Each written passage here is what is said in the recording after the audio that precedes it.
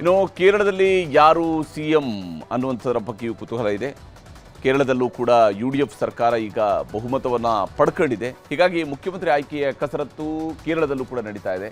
ಕೇರಳದಲ್ಲಿ ಸದ್ಯಕ್ಕೆ 5 ನಾಯಕರುಗಳು ಮುಖ್ಯಮಂತ್ರಿ ಸ್ಥಾನದ ಆಕಾಂಕ್ಷಿಗಳು ಪ್ರಮುಖವಾಗಿ ಗೋಚರಿಸುವಂಥವ್ರು. ಇವರ ಪೈಕಿ 3 ನಾಯಕರು ಅಂತಿಮ ಹಂತದ ರೇಸ್ನಲ್ಲಿರುವಂಗೆ ಗೋಚರಿಸ್ತಾ ಇದೆ. ಇಲ್ಲಿರುವಂಥ ಅಂತಿಮ ಹಂತದ 3 ನಾಯಕರು ಅಂತ ಹೇಳಿದ್ರೆ ಅದರಲ್ಲಿ ಪ್ರಥಮವಾಗಿರುವಂಥವ್ರು ಅಥವಾ ಪ್ರಬಲವಾಗಿರುವಂಥವ್ರು KC ವೇಣುಗೋಪಾಲ್, ಸಂಸದ. ಅವರು AICC ಮಟ್ಟದಲ್ಲಿ ಕೆಲಸ ಮಾಡ್ತಾ ಇರುವಂತಹ ಪ್ರಧಾನ ಕಾರ್ಯದರ್ಶಿ, ಸಂಘಟನಾ ಪ್ರಧಾನ ಕಾರ್ಯದರ್ಶಿ. ಇನ್ನು ಎರಡನೇ ಆಯ್ಕೆ ಇರುವಂಥದ್ದು VD ಸತೀಶನ್. ಇವರು ನಿರ್ಗಮಿತ ಪ್ರತಿಪಕ್ಷ ನಾಯಕರಾಗಿ ಪಿಣರಾಯಿ ವಿಜಯನ್ ಸರ್ಕಾರದ ವಿರುದ್ಧ ದೊಡ್ಡ ಮಟ್ಟದಲ್ಲಿ ಜನಾಂದೋಲನವನ್ನು ಮತ್ತು ಜನಾಭಿಪ್ರಾಯವನ್ನು ರೂಪಿಸಿದಂಥವ್ರು VD ಸತೀಶನ್. ಹೀಗಾಗಿ ಹೇಗೆ ಕರ್ನಾಟಕದಲ್ಲಿ ಪ್ರತಿಪಕ್ಷ ನಾಯಕರಾಗಿದ್ದಂತಹ ಸಿದ್ದರಾಮಯ್ಯನವರು ಮುಖ್ಯಮಂತ್ರಿ ಆದರು, ಅದೇ ಸ್ವರೂಪದಲ್ಲಿ ಪ್ರತಿಪಕ್ಷ ನಾಯಕರಾಗಿದ್ದಂತಹ VD ಸತೀಶನ್ ಅವರು ಮುಖ್ಯಮಂತ್ರಿ ಆಗ್ತಾರ ಅನ್ನೋ ಕುತೂಹಲ ಇದೆ. ಏನೋ ರಮೇಶ್ ಚೆನ್ನಿತ್ತಾಲ್ ಅವರು ಕಾಂಗ್ರೆಸ್ನ ಹಿರಿಯ ನಾಯಕ. ಅವರು KPCCಯ ಅಂದರೆ ಕೇರಳ ಪ್ರದೇಶ್ ಕಾಂಗ್ರೆಸ್ ಸಮಿತಿ ಅಧ್ಯಕ್ಷರಾಗಿಯೂ ಕೂಡ ಕೆಲಸ ಮಾಡಿದಂಥವ್ರು. ಅಷ್ಟೇ ಅಂದರೆ ಪ್ರತಿಪಕ್ಷ ನಾಯಕರಾಗಿ ಕೆಲಸ ಮಾಡಿದಂಥವ್ರು. ರಮೇಶ್ ಚೆನ್ನಿತ್ತಾಲ್ ಅವರು ಬಹಳ ಅನುಭವಿ ರಾಜಕಾರಣಿ, ದೆಹಲಿ ಮಟ್ಟದಲ್ಲೂ ದೊಡ್ಡ ನೆಟ್ವರ್ಕನ್ನು ಹೊಂದಿರುವಂತಹ ರಾಜಕಾರಣಿ. ಇವರು ಕೂಡ ಮೋಸ್ಟ್ ಲೈಕ್ಲಿ ಇವರನ್ನ ಮುಖ್ಯಮಂತ್ರಿ ಮಾಡ್ತಾರೆ ಅನ್ನೋಂಥರ ಬಗ್ಗೆಯೂ ಕೂಡ ಅನುಮಾನಗಳಿದ್ದಾವೆ.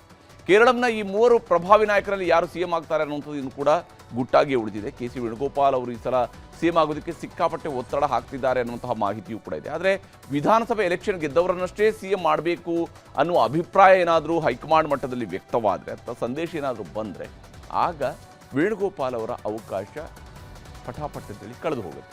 ಆದರೆ ಕೇರಳದ ಬಹುತೇಕ ಕಾಂಗ್ರೆಸ್ ಕಾರ್ಯಕರ್ತರು, ಮತದಾರರು, ಯುವ ಸಮೂಹ ಕೇಳ್ತಿರೋದು VD ಸತೀಶನ್ CM ಆಗಬೇಕು ಅನ್ನುವಂತಹ ಅಭಿಪ್ರಾಯವೂ ಕೂಡ ಇದೆ. VD ಸತೀಶನ್ ಮುಖ್ಯಮಂತ್ರಿ ಆಗಬೇಕು ಅಂತ ಸಾಮಾಜಿಕ ಜಾಲತಾಣಗಳಲ್ಲಿ ಸಿಕ್ಕಾಪಟ್ಟೆ ಮೆಸೇಜ್ಗಳು ಹರಿದಾಡ್ತಾ ಇದ್ದಾವೆ. UDFಗೆ ಮತ ಹಾಕಿದ್ದೇ ಸತೀಶನ್ ಅವರಿಗಾಗಿ ಅಂತ ಕೆಲವರು ಹೇಳ್ತಾ ಇದ್ದಾರೆ. VD ಸತೀಶನ್ಗೆ CM ಪಟ್ಟ ಕಟ್ಟದೇ ಇದ್ರೆ ಕಾಂಗ್ರೆಸ್ಗೆ ನೆಕ್ಸ್ಟ್ ಸೋಲಾಗುತ್ತೆ ಅಂತ ಭವಿಷ್ಯವನ್ನು ನುಡಿತಾ ಇದ್ದಾರೆ. ಕಾಂಗ್ರೆಸ್ಗೆ ಸಾಮಾನ್ಯ ಜ್ಞಾನ ಇದ್ರೆ VD ಸತೀಶನ್ ಅವ್ರನ್ನ ಮುಖ್ಯಮಂತ್ರಿ ಮಾಡಲಿ ಅಂತ ಕೂಡ ಕೆಲವರು ಮೆಸೇಜ್ಗಳನ್ನು ಹಾಕಿ ರಾಹುಲ್ ಗಾಂಧಿ ಅವರಿಗೆ ಟ್ಯಾಗ್ ಮಾಡಿ ಸೋಷಿಯಲ್ ಮೀಡಿಯಾಗಳಲ್ಲಿ ಪೋಸ್ಟನ್ನು ಮಾಡ್ತಾ ಇದ್ದಾರೆ.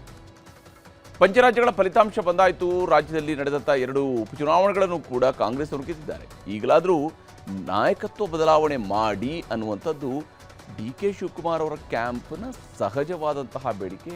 ಆದರೆ ಮುಖ್ಯಮಂತ್ರಿ ಸಿದ್ದರಾಮಯ್ಯನವರು ಕೂಡ ಒಂದೇ ಮಾತಿನಲ್ಲಿ ಹಲವು ಬಾಣಗಳ ಪ್ರಯೋಗವನ್ನು ಮಾಡಿದ್ದಾರೆ. ಹೀಗಾಗಿ ಮೇ 10 ಬಳಿಕ ರಾಜ್ಯದಲ್ಲಿ CM ಕುರ್ಚಿ ಗದನ ದೆಹಲಿಗೆ ಶಿಫ್ಟ್ ಆಗುವಂಥ ಲಕ್ಷಣಗಳೇನೋ ಕಾಣ್ತಾ ಇದ್ದಾವೆ. ಅದಕ್ಕೂ ಮುಂಚಿತವಾಗಿ ಹೈಕಮಾಂಡ್ ನಾಯಕರು ಯಾವಾಗ ದೆಹಲಿಗೆ ಕರೀತಾರೋ ಆವಾಗ ಹೋಗ್ತೀವಿ ಅಂತ ಹೇಳ್ಕೊಂಡು DK ಶಿವಕುಮಾರ್ ಅವರು ಹೇಳಿದ್ದಾರೆ. ಹೈಕಮಾಂಡ್ ಹೇಳೋವರೆಗೂ CM ಆಗಿರ್ತೀನಿ, 5 ವರ್ಷ ಇರು ಅಂತ ಹೇಳಿದರೆ 5 ವರ್ಷವೂ ಕೂಡ ಮುಖ್ಯಮಂತ್ರಿ ಆಗಿರ್ತೀನಿ ಅಂತೇಳಿ ಸಿದ್ದರಾಮಯ್ಯನವರು ಬಹಳ ಜಾಣ್ಮೆಯ ಉತ್ತರವನ್ನು ಕೊಡೋದಕ್ಕೆ ಶುರು ಮಾಡಿದ್ದಾರೆ. ಹೈಕಮಾಂಡ್ನವ್ರು ತೀರ್ಮಾನ ಮಾಡ್ತಾರೆ. ಹೈಕಮಾಂಡ್ನವ್ರು ಏನು ತೀರ್ಮಾನ ಮಾಡ್ತಾರೆ ಅದು ದೆಹಲಿಗೆ ಹೋಗ್ತಾ ಇದ್ದೀರಾ ಸರ್? ದೆಹಲಿಗೆ ಹೋಗ್ತಿದ್ದೀರಾ ಸರ್? ಇಲ್ಲಿ ಕರೆದ್ರೆ ಹೋಗ್ತೀವಿ. ಅವ್ರು ಕರೆದಾಗ ಹೋಗ್ತೀವಿ. ಸುಮ್ಮನೆ ಕರೀದೇ ಹೋಗೋದು ಸರಿ ಇಲ್ಲ ಅಂತ ನಾವು ಹೋಗ್ತಾ ಇಲ್ಲ. ಅವ್ರು ಕರಿತೀವಿ ಅಂತ ಹೇಳಿದ್ದಾರೆ ನಮಗೆ. ಅವ್ರು ಕರೆದಾಗ ಖಂಡಿತ ಹೋಗ್ತೀವಿ.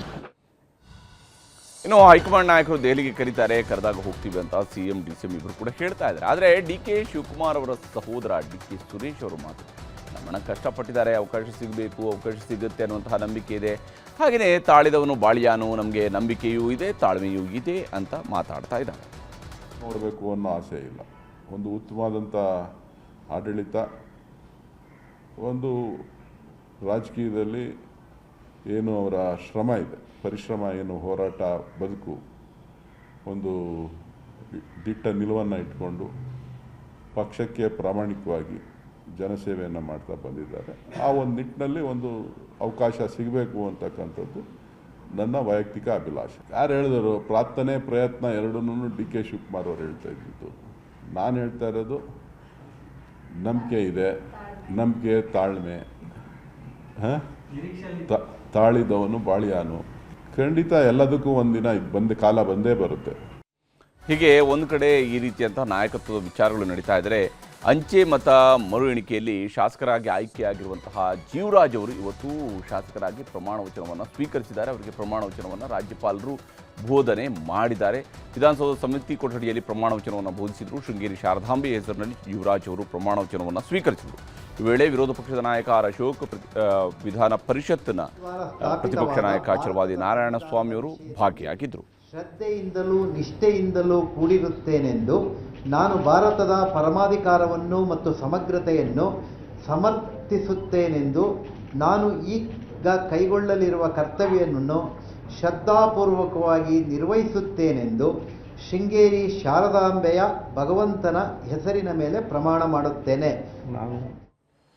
ಈಗ ರಾಜ್ಯ ದೇಶ ವಿದೇಶಗಳ ಮತ್ತಷ್ಟು ಪ್ರಮುಖ ಸುದ್ದಿಗಳನ್ನು ಕ್ವಿಕ್ ಆಗಿ ನೋಡ್ತಾ ಹೋಗೋಣ.